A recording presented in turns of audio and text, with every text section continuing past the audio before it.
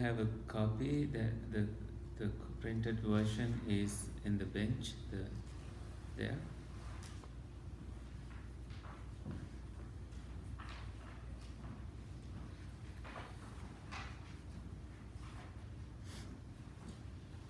This is new. This is a new discussion for some of you, but we have done this in the very beginning of the series of the discussion, but we could not get it recorded well, and we also kept going back to this discussion every now and then. So I decided to bring it back again. And the teachings in the sutra are very deep. Someone asking questions and someone answering those questions. And those two are husbands, former husbands and wives. You know, he was married to her, and one time he went to listen to the teachings of the Buddha. At night, when he returned, he had something happened in his mind, that he no longer related to his wife as his wife. She was waiting at the doorstep, and she thought she will get a hug. He did not hug her. He went in silently without greeting or saying anything. And he just silently had dinner, didn't talk to her, didn't say if the food was good, anything. And little later he went to bed. And she also, not knowing what was going on, she also lied on the side of the bed. And then he stood from bed and went to the floor to sleep. And she also stood from bed and went to the floor to sleep. And this kept going, like he then went back to the bed. And then she also came to the bed. So she was like, honey, what's wrong? Did I cook something bad? Like, what was it something bad with the food? Or, you know. So she decided to break the silence and ask. At which point he said, there's nothing to do with you, it's just that my mind has experienced this shift, something different. I'm relating to the world now differently after listening to the teachings of the Buddha, and I have a strong wish to become a monk, to be ordained as a monk and continue my life as a celibate person. And he said, now you can own all these wealth and properties and you enjoy your life as much as you want. And she said, no, I don't want any of this. I will also, if you allow me, if you give me the permission, I will also go ahead and be ordained as a nun. So he allowed, and all that wealth was distributed among the poor people. This was happening in the Buddha's time when wealthy people became ordained. They no longer owned that property or wealth, they let go of everything. They gave them away to poor people. You know, anybody could come and take as much as they want. So it was like winning a lottery for poor people. So these two went in their directions, like what the male person, not yet a monk, but pursuing that path. But she already, before him she got ordained, and she strived very hard with so much motivation and interest to reach the awakening state of mind, which she did. She was fully awakened, even fully, not like Buddha awakened, but she became an arahant bhikkhuni, awakened in the sense of she became enlightened, and him, already a non-returner. Non-returner means not returning to indulge in anything in the sensual world upon disappearance from upon death, and she decided to visit her hometown after her awakening. She thought it will be beneficial to people. And when he heard that she came, he, as the former husband, still a layperson, went to her and asked these questions. So these questions, when you look at the two people who exchange the conversation, the husband is very close to his final awakening, and the wife already, as a nun, fully awakened, fully enlightened. So they engaged in a very, very deep, very nice conversation, and in the end, when he asked this question about something, she said, "You have pushed, you have gone too far. You could not grasp the end of asking these questions, because that means he asked the wrong question. He asked that question because he didn't understand that last point." So he went and reported the conversation to the Buddha, and the Buddha proved that she is a wise person, that she is the foremost. The Buddha already had declared that she is the foremost among those bhikkhunis, the nuns, who had the ability to give Dhamma talks. She was the top. There were many nuns who could give Dhamma talks, but she was the top. Still recording? I'm not sure. Yeah, very good. Yeah, thank you for checking that. All right, so we will go into the discussion and find out what happened. So in the introduction, shall we read it together? The shorter set of questions and answers. Cūla Vedalla Sutta, Majjhima Nikaya 44, means middle length discourses, number 44. Shall we read? The Buddha praised Dhammadinna, the nun, as the foremost Dhamma teacher among his nun disciples. In this discourse, she answers questions put to her by a layman, Vishaka, who, according to the commentary, was her former husband, a merchant of Rajagaha and a non-returner. Okay. I have heard that on one occasion the Blessed One was staying near Rajagaha in the bamboo forest, the squirrel sanctuary. Then Visakha, the lay follower, went to Dhammadinna, the nun, on arrival, having bowed down to her, sat to one side. So he starts asking questions, first about self-view. As he was sitting there, he said to her, self-identification, self-identification, it is said, lady, which self-identification is described by the Blessed One. And she says, there are these 5 clinging aggregates, friend Visakha. So she's calling him as friend now, no longer the same relationship that they had before. So there are these 5 clinging aggregates, friend Visakha.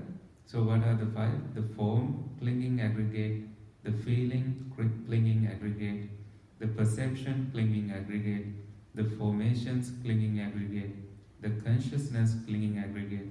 These 5 clinging aggregates are the self-identification described by the Blessed One. Now, you have heard about 5 aggregates, but here they add little bit emphasis to it. 5 clinging aggregates. So when you look at Pali, 5 aggregates is translated as Pancha Upadhana Skandha. 5 aggregates. Sorry, Pancha Skandha, 5 aggregates. But clinging, when clinging is added, they say Upadhana Skandha, Pancha Upadhana Skandha. Upadhana, when you really break the word down, you understand that adhana means grasping, upadhana is like really holding on to it, like really clinging to it. So we when we don't have the proper wisdom and understanding, we treat feelings as my feelings. We look at all the thoughts as my thoughts. We try to, we haven't heard anything beyond that, so we just relate to our experience as my experience. But when you have, as you have been coming to these discussions, you may have you may have listened to the teachings of the Buddha at different times, that he repeatedly tells us to look, and try to find a lasting essence, lasting self in any of these experiences. But since they are all impermanent, when you say the I, for example, is not a lasting thing. It dies when you die. When the body disappears, it disappears. And the forms that you see, they are also impermanent. So what is the lasting essence in those two? So this is the way the Buddha questioned. And when we take the 5 clinging aggregates, same. You don't find anything lasting, any lasting self in there. So that's the understanding you need to have when we proceed with this question. So that's taking. So these 5, so if you read the last sentence again, these 5 clinging aggregates are the self, identification, described by the Blessed One. Okay?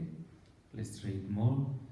Saying, yes, lady, Visakha, the lay follower, delighted and rejoiced in what Dhammadinna, the nun, had said.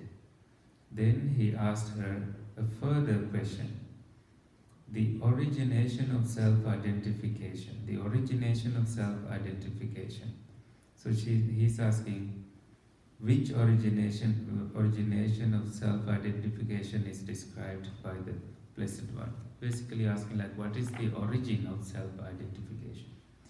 So she says, the craving that makes for further becoming, accompanied by passion and delight, relishing now here and now there, craving for sensual pleasure, craving for becoming, craving for non-becoming.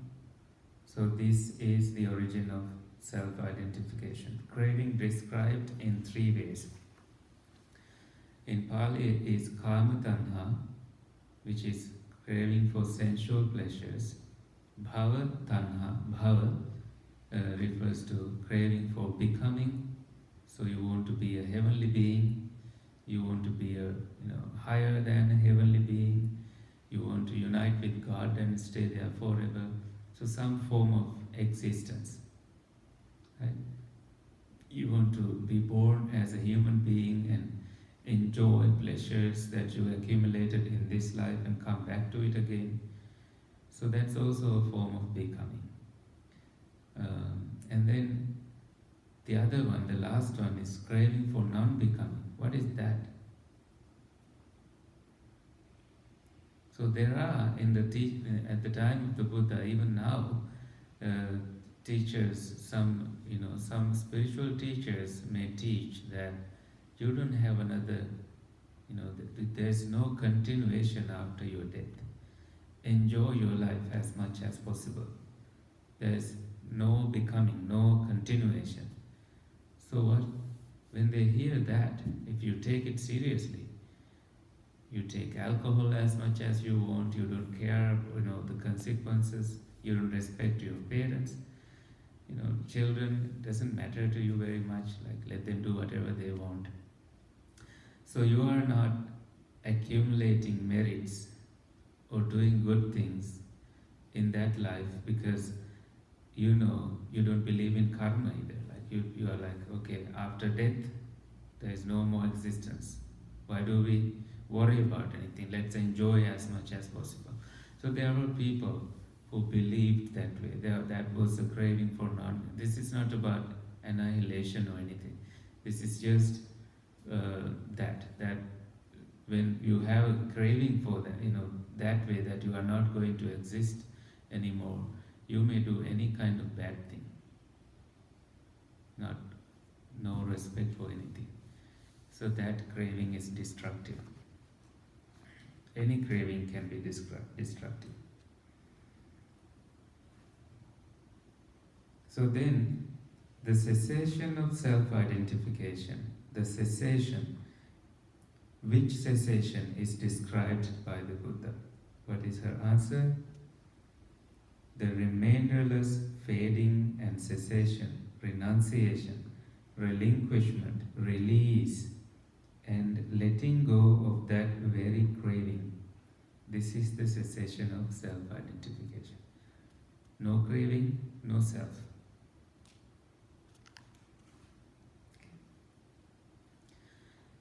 Let's carry on.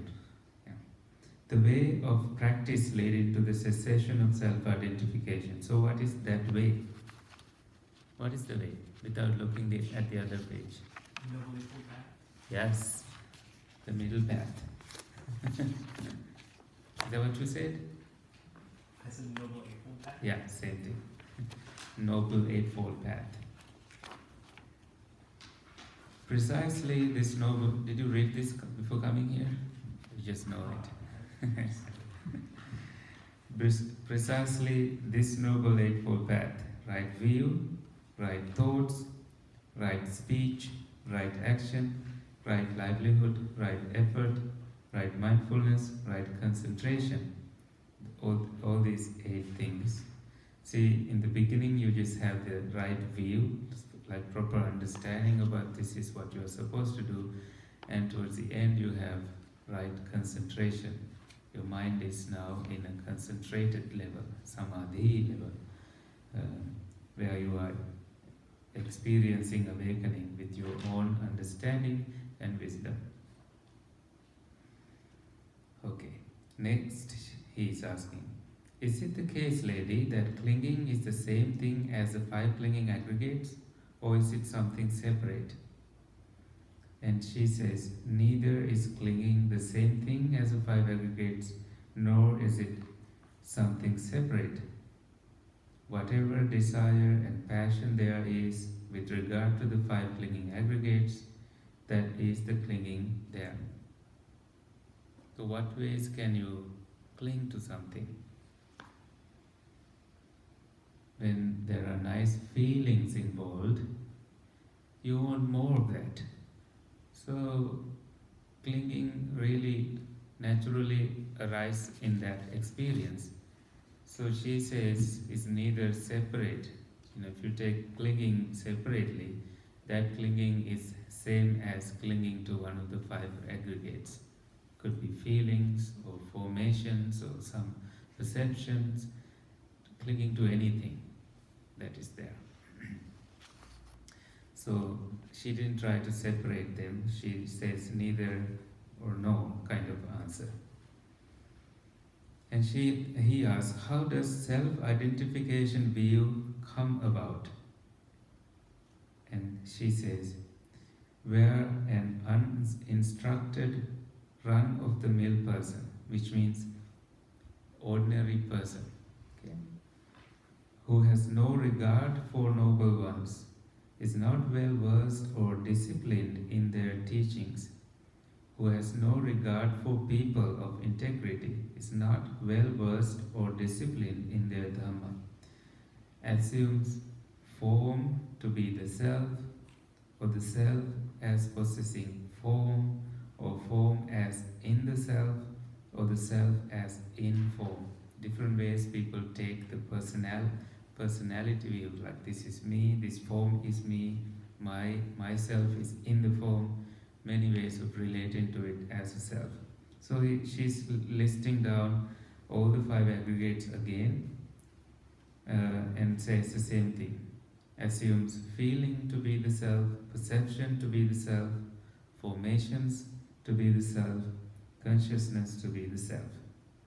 This is how self-identification view comes about. Okay? And then he asks, how does self-identification view not come about? What is the way to set, negations? This is just the opposite of that. This is the case where a well-instructed disciple of the Noble Ones who has regard for Noble Ones. So there is no run-of-the-mill person in that. He is not an ordinary person. He is giving attention to something different in his experience. So well-instructed disciple who has regard for the Noble Ones is well versed and disciplined in their Dhamma, who has regard for people of integrity, is well versed and disciplined in their Dhamma, doesn't assume form to be the self, or the self as possessing form. I think it's in your mind now that you have listened to these teachings and you are in an office, your boss comes and scolds you, you're like, whatever, 5 aggregates, this is not me. That understanding naturally, I think, helps you calm down, unlike some other person sometimes with temper at the heat of moment will do so many harmful things, trying to destroy the boss and destroy yourself. And in the end, when you come to true understanding, you are like, why did I do all that? Your reaction is now useless in your own understanding. You're like, what am I trying to defend here? So some awakening experiences after the thunder. The thunder is that boss scolding you. Some wisdom help you to settle sooner than an ordinary person. Is that not the case? It is. For us monks, we always try to, deal with these experiences. Anything like people saying something, we put it into the Dhamma frame. Then, we don't take it any further. It's short-lived. So that's part of someone's practice. When somebody scolded the Buddha, he remained very calm because his mind remained in that peaceful state. After his awakening, he continuously did deep concentration meditations. When somebody scolded, it didn't affect him. He saw that there is no self to be affected. So when some people have scolded the Buddha, he was like, okay, you give a gift to someone and they don't need it. What do you do? And their answer is, we take it back. So those who scolded have to now endure all that pain that they went through, and it's theirs, not the Buddha's. Just that. Okay, let's continue. So next page, I think this part is already clear to you. Anyone who did not follow there, please raise your hand. Good, right? Let's go. Next, some questions about the Noble Eightfold Path. What is the Noble Eightfold Path? You know it already. And then he's asking, is the Noble Eightfold Path fabricated or unfabricated? Like is it formed or what's the word? Formation? Is it a formation or a non-formation? And then she says the Noble Eightfold Path is formated, fabricated, which means it's something already built, just to teach something. You have to put something into a frame. And there are the three aggregates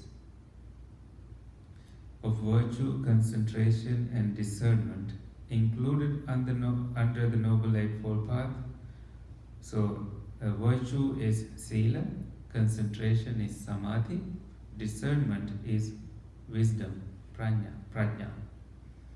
So these three, are they included under the Noble Eightfold Path, or is the Noble Eightfold Path included under the three aggregates. Like aggregates here means aggregate of virtue, aggregate of concentration, aggregate of wisdom.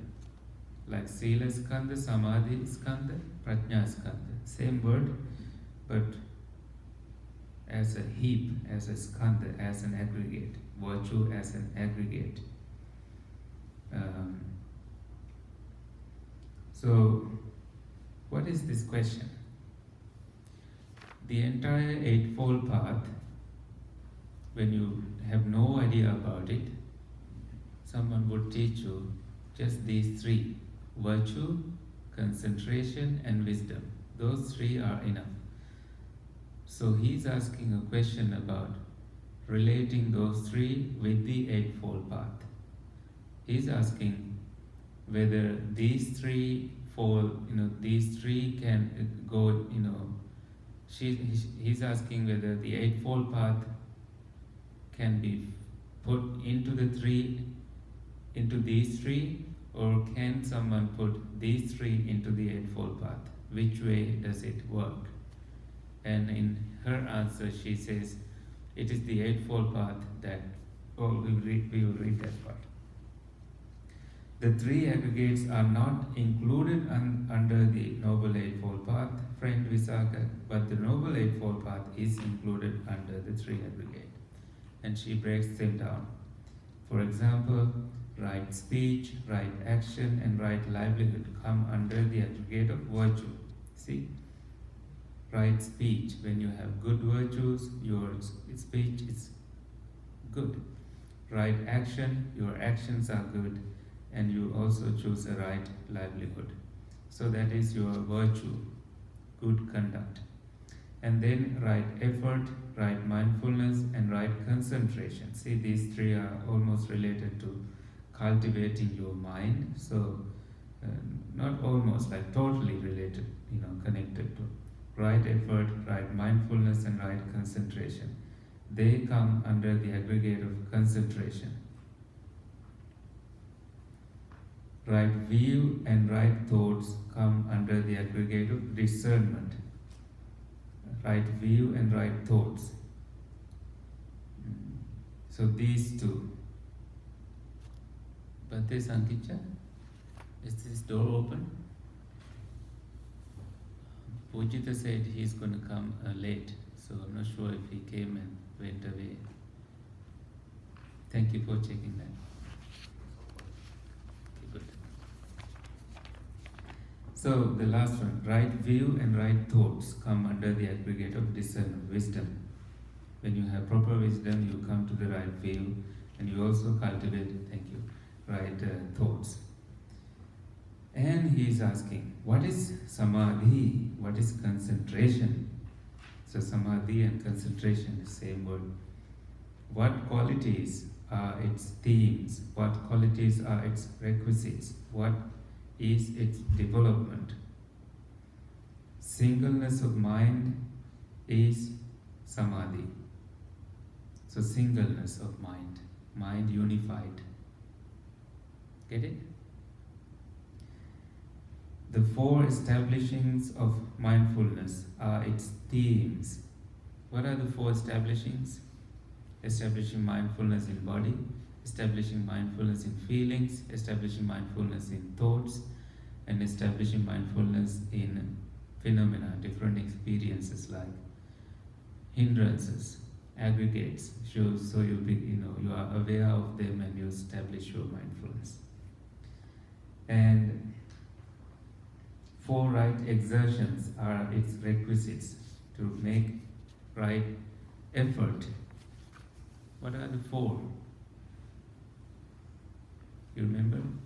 Arousing what is wholesome and cultivating already arisen wholesome states in your experience. So these two.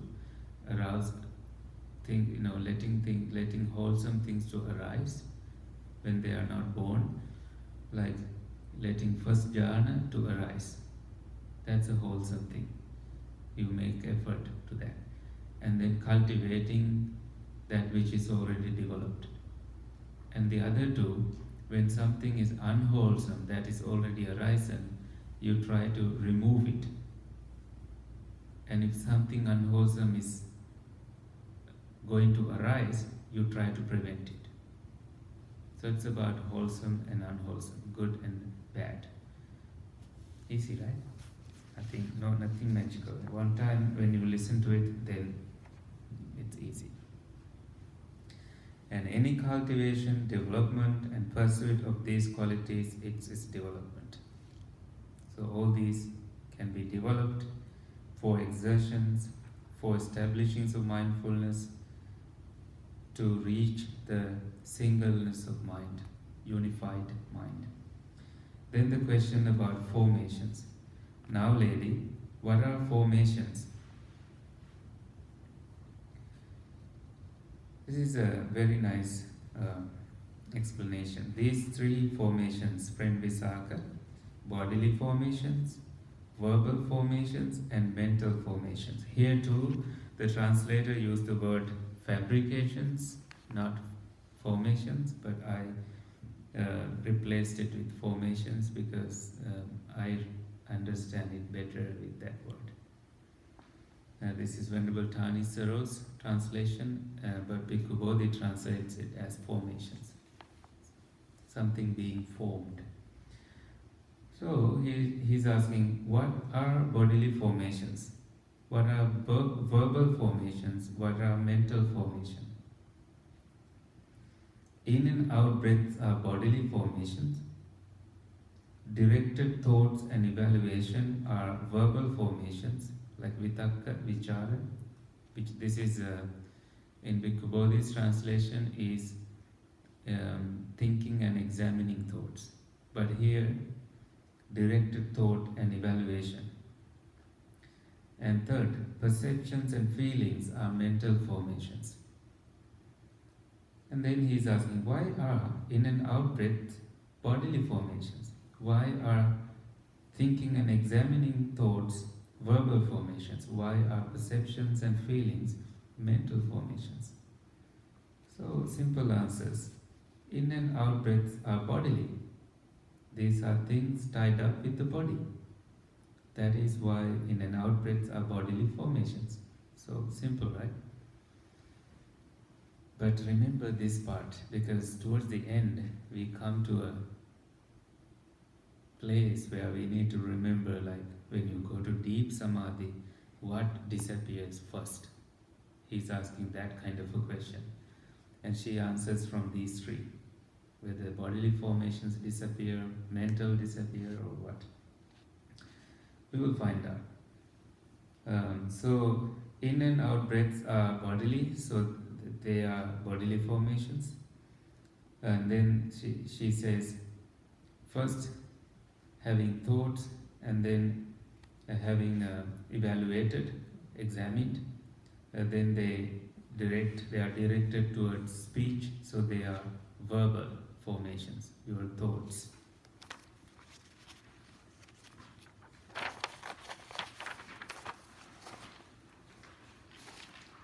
Perceptions and feelings are mental. These are things tied up with the mind. So you perceive things from mind. Feelings also experienced with mind. That is why perceptions and feelings are mental formations. And then the question comes, how does the attainment of the cessation of perception and feeling come about? This is like very close to final nibbana, final unbinding. So this is the stage where you experience, like mentally, cessation of perception and feeling. So it is called Nirodha Samapatti. Okay? And then the question is like, how does this attainment come about? She says, the thought does not occur to a monk as he is attaining the cessation of perception and feeling. So there is no thought about, I am about to attain the cessation of perception and feeling, or that I am attaining the cessation of perception and feeling, or that I have attained the cessation of perception and feeling. Instead, the way his mind has previously been developed leads him to that state. Why is that? If there is a thought, there is already perception, right? Therefore, it won't lead you to cessation. So it has to be cultivated previously towards almost like neither perception nor non-perception state. And that too is a perception. When that disappears, nothing remains. Alright. But when a monk is attaining the cessation of perception and feeling, which things cease first? See that question that I mentioned earlier. When somebody attains that deep state, what ceases first? Bodily, verbal, or mental? And then she says, when a monk is attaining the cessation of perception and feeling, friend Visakha, verbal formations cease first. Then bodily formations. Then mental formations. Now stop there and think for a moment.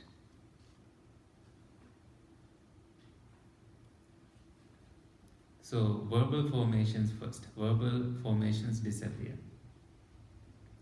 That means thinking and examining thoughts first disappear. Like you go to first, second, third, fourth jhanas. So almost to a level where you don't indulge in too much thinking and thoughts disappear, thought stream almost stop. Thoughts no longer important to you in deeper levels of meditation, but you are still breathing. Bodily formations still exist. Right? That is then your awareness of bodily formation. The body moving also disappears, and the body can remain breathless. This is why you need to inform somebody that you are doing this meditation before you do it, otherwise you will be taken to the ER.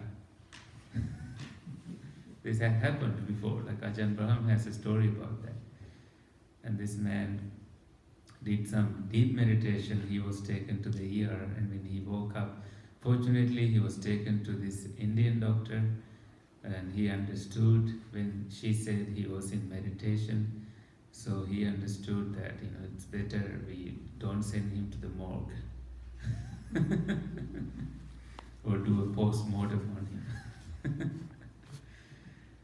And he said, going to the ER and that was not his problem, but his wife telling him after the ER that you should never do any meditation after this. That was his problem. Then mental formations means perception and feelings also disappear. No perception of the body, no feelings about the body. What a free state. Cooled. That's why they say Siti Bhuto, cooled down in Pali. State of non-becoming, no existence. Have you tried that? Who is you, right?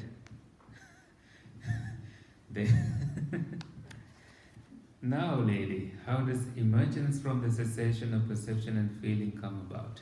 That question. Again, that same answer. The thought does not occur to a monk because it's impossible a thought can occur that way. As he is emerging from the cessation of perception and feeling that I am about to emerge from the cessation of perception and feeling, or that I am emerging from the cessation of perception and feeling, or that I have emerged from the cessation of perception and feeling. Instead, the way his mind has previously been developed leads him to that state. You don't die there, you come back. Because you have your lifespan and you are a perfectly healthy being, and with those conditions, you come back. The warmth of the body still remains. This is a mind cultivation stage. But when a monk is emerging from the cessation of perception and feeling, which things arise first? Bodily, verbal, or mental? And she says, Mental formations arise first, means you start perceiving things and you start slowly learning about feelings again, like neutral feeling, equanimity, things like that. Then bodily formations. So your body begin breathing in, breathing out, and then the verbal formations means thoughts start to appear. You start to process what may have been that experience. You try to analyze with your Dhamma knowledge that this may be it. And the question asked, when a monk has emerged from the cessation and perception of cessation of perception and feeling, lady, how many contacts make contact? What kind of question is that? Look at the answer. When he has emerged from cessation of perception and feeling, 3 contacts make contact. 3 things become, apparent to him. You get in touch with emptiness, with signless, and the undirected. And there is a note for that. We should read that actually. I forgot what it really refers to. Number 2, emptiness. The signless and undirected are names for a state of concentration that lies on the threshold of unbinding. So unbinding means nibbana here. They differ only in how they are approached. According to the commentary, they color one's first apprehension of unbinding. A meditator who has been focusing on the theme of impermanence will first apprehend unbinding as signless. One who has been focusing on the theme of stress, like dukkha, suffering, will first apprehend it as undirected. One who has been focusing on the theme of not self will first apprehend it as emptiness, empty of the self. So that experience, the void that you experienced, the cessation of perception, feeling, and consciousness, undirected means there is no further to go beyond that stage. So these things are the ones that appear to you in your understanding after this experience. Okay?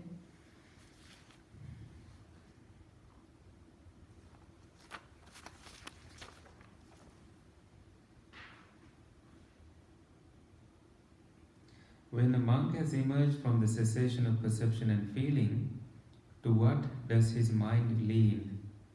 To what does it tend? To what does it incline? And she says, his mind leans to seclusion, tends to seclusion, inclines to seclusion. So number 3 footnote again. According to the commentary, seclusion here stands for nibbana, unbinding. On emerging from the cessation of perception and feeling, and having had contact with emptiness, the signless, the undirected, the mind inclines naturally to a direct experience of unbinding. That kind of a person who has cultivated that far, mind has developed to that level, almost to the point of attaining nirvana, finds no meaning on the other side and prefers to be with that beyond that experience all the time. For the freedom, the wisdom he gained, an ability of him to remain in that state unaffected by former experiences, not within this life but also many past lives. You are like, why am I going to repeat all this again and again? Feeling. How many kinds of feelings are there? 3. Pleasant, painful, neither pleasant nor painful.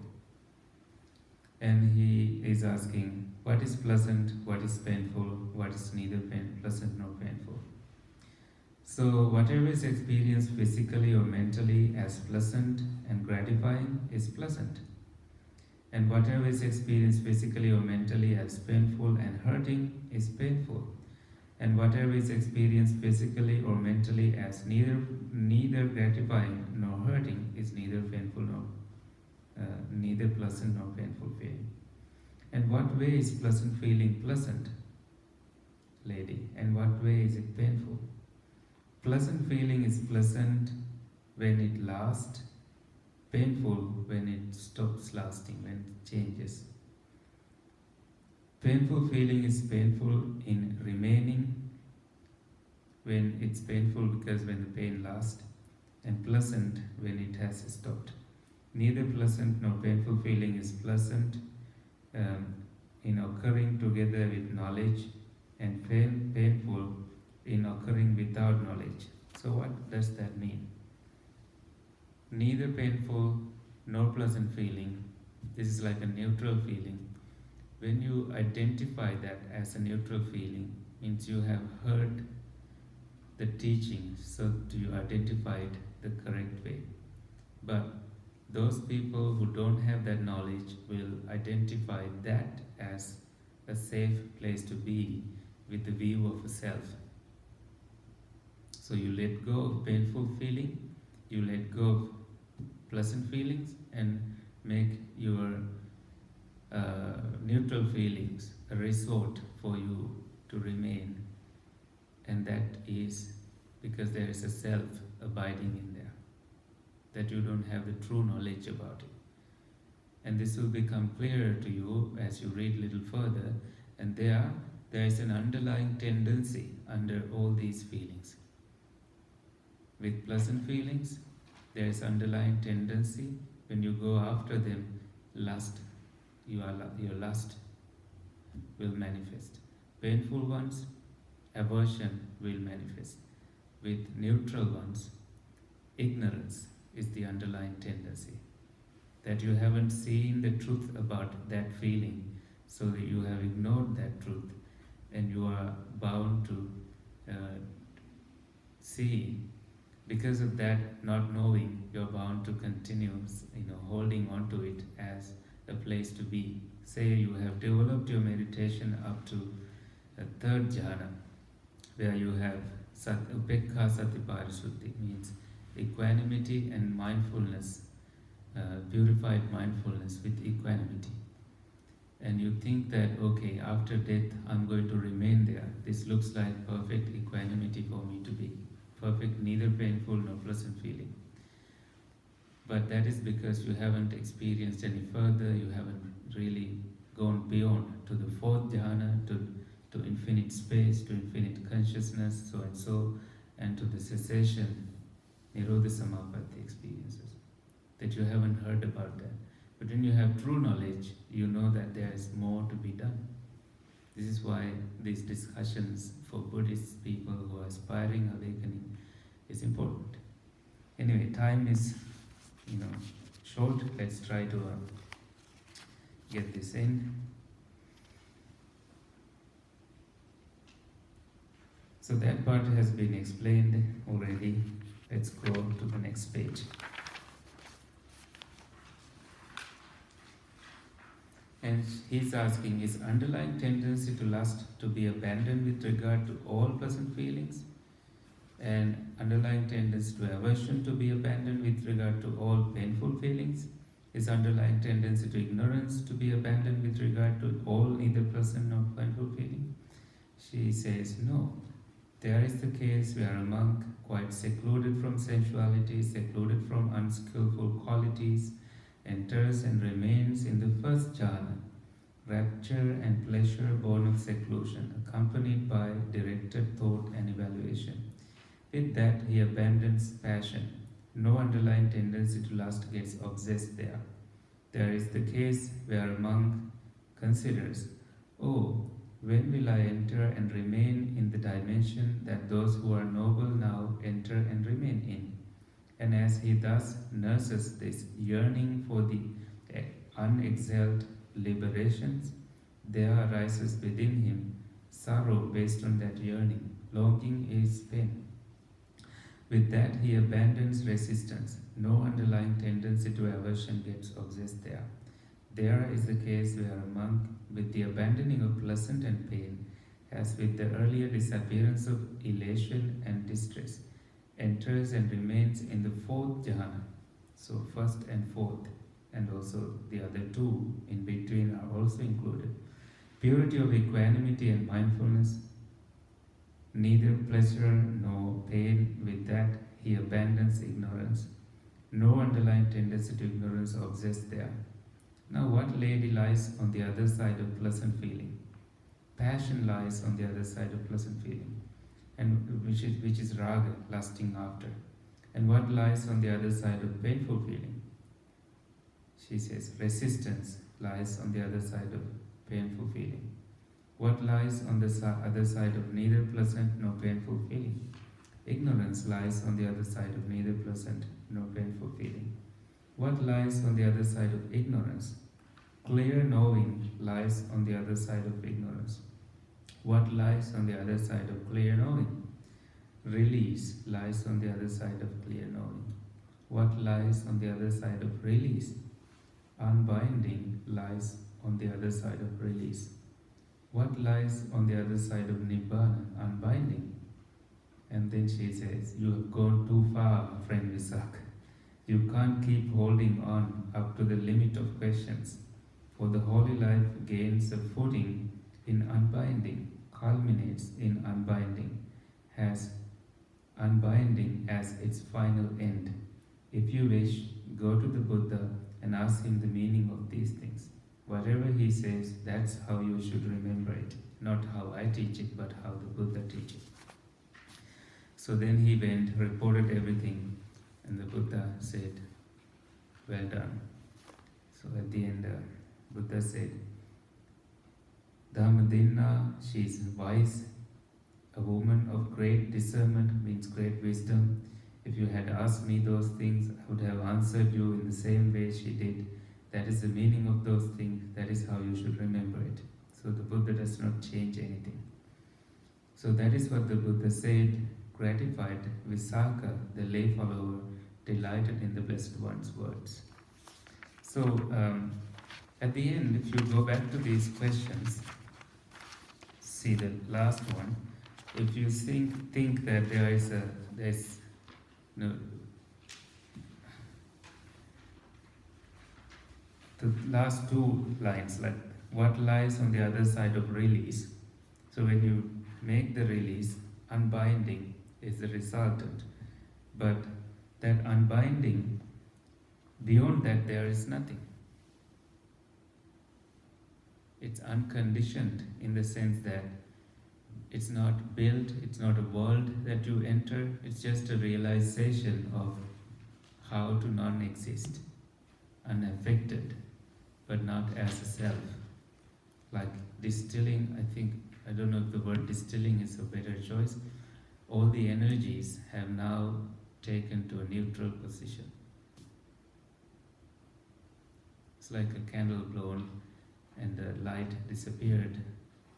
Its conditions like and no longer have the light, but different.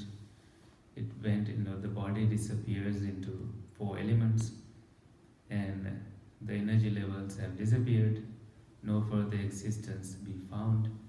No more rebirth, or no more births, no more deaths occur, because there is no person to cling to something and experience birth and death and suffering again and again. So that's the kind of Nibbana the Buddha talked about. Any questions? Yeah. I have a handful. So the first is the separation between the 5 aggregates and clinging. Mm-hmm. So there's a section where Dhammadinna says craving is neither the same thing as the 5 clinging aggregates, nor is it something separate. So where does craving fit into the 5 aggregates? Why isn't it a 6th? There is a self who craves. Like Upadana skandha means Upadana is already a form of clinging. Clinging is a form of craving. So the strongest level of craving is clinging to it, like obsessed with it. So could craving or clinging not be considered a mental formation or a perception? It is a perception. It belongs to the. It can also be feeling aggregate, but they are all perceptions. Any experience that you try to perceive is a perception. Clinging to. Okay.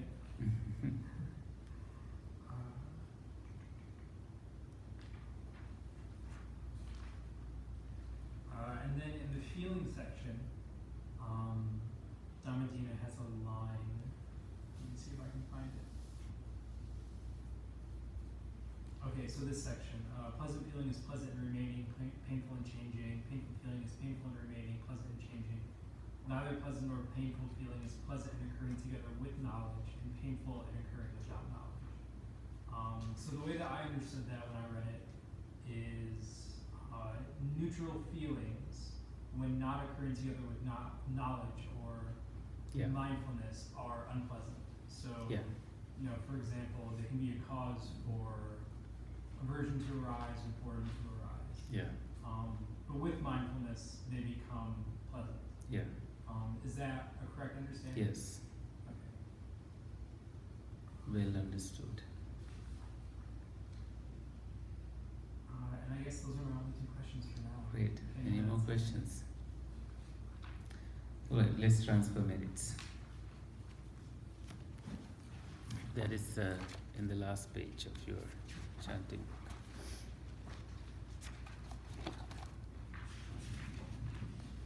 Sharing merit. May suffering ones be suffering free, and the fear-struck fearless be. May the grieving shed all grief, and may all beings find relief. May all beings share this merit that we have thus acquired for the acquisition of all kinds of happiness. May beings inhabiting space and earth, devas and nagas of mighty power, share this merit of ours. May they